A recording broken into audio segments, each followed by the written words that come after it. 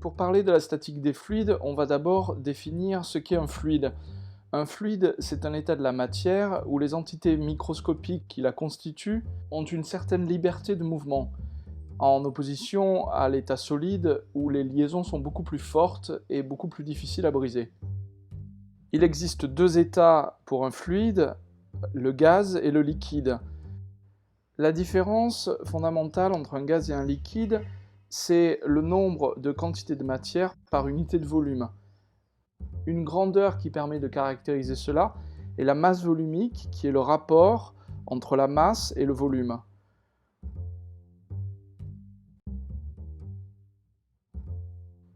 On comprend ici très bien que pour un fluide donné, la masse volumique en forme liquide sera plus grande que la masse volumique en forme gazeuse.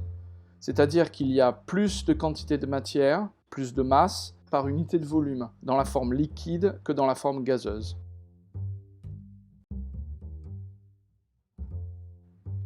Dans un fluide, on peut définir une grandeur caractéristique qu'on appelle la pression. Pour comprendre ce concept, il faut revenir à la constitution microscopique d'un fluide. Un fluide, c'est des entités microscopiques, par exemple des molécules, qui interagissent librement entre elles. Si on considère ces molécules dans un espace donné, elles vont librement se diriger dans l'espace dans toutes les directions possibles. Celles proches d'une surface S peuvent rentrer en contact avec cette surface. Ce choc va alors créer une force vers l'extérieur qu'on appelle une force de pression. Les particules pouvant se diriger au hasard de haut en bas ou de droite à gauche, la force résultante va être exactement perpendiculaire à la surface S. On peut alors calculer la valeur qu'on appelle la pression P, qui est tout simplement le rapport de cette force à la surface. On peut alors écrire P est égal à F sur S. F est ici en newton, S est une surface exprimée en mètres carrés, et la pression se mesure en pascal.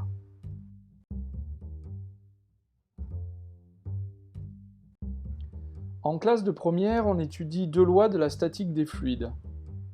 Une pour les fluides compressibles, une autre pour les fluides incompressibles. Les gaz sont des fluides compressibles, c'est-à-dire que leur volume varie lorsqu'on les soumet à une pression. Ils vont se dilater quand on les soumet à une pression basse, ou se contracter lorsqu'ils sont soumis à une pression haute.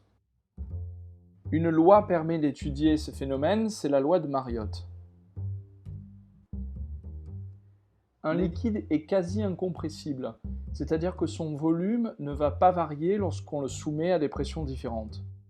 Pour étudier les liquides, et en général les fluides incompressibles, on va utiliser la loi fondamentale de la statique des fluides incompressibles.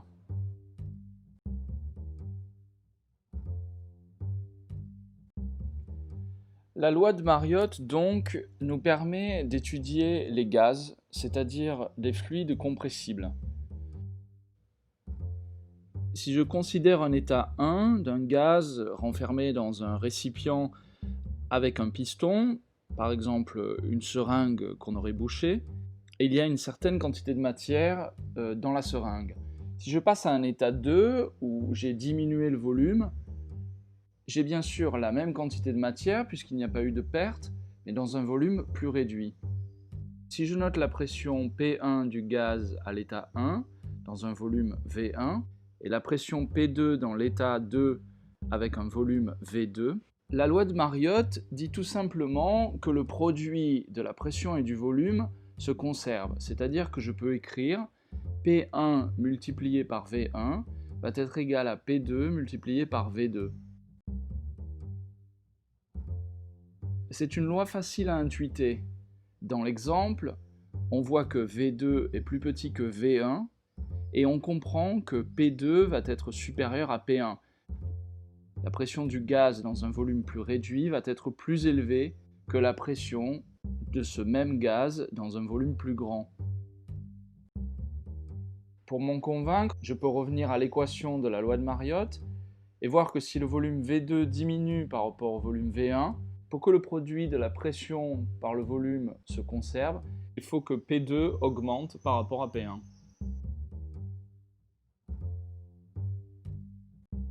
Pour ce qui est de caractériser les fluides incompressibles, c'est-à-dire les liquides, on va utiliser cette fois-ci la loi fondamentale de la statique des fluides incompressibles. Si je considère deux points dans un liquide, 1 et 2, à une profondeur différente, si le point 2 est plus profond que le point 1, la pression au point 2 va être supérieure à la pression au point 1. Ceci est assez intuitif et assez connu. Si on prend l'exemple d'un plongeur dans la mer, plus il est profond, plus il sera soumis à une pression forte.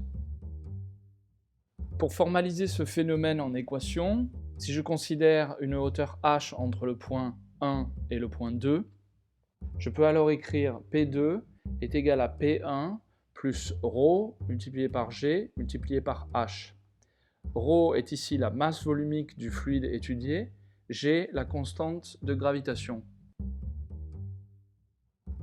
Dans mon exemple, ρGH est une valeur positive, je vais donc retrouver ce que j'avais pu observer par ailleurs, que P2 est supérieur à P1 dans mon exemple. Cette formule qui lie la pression de deux points dans un fluide est la loi fondamentale de la statique des fluides incompressibles. C'est la loi à appliquer lorsqu'on veut calculer la pression dans un liquide.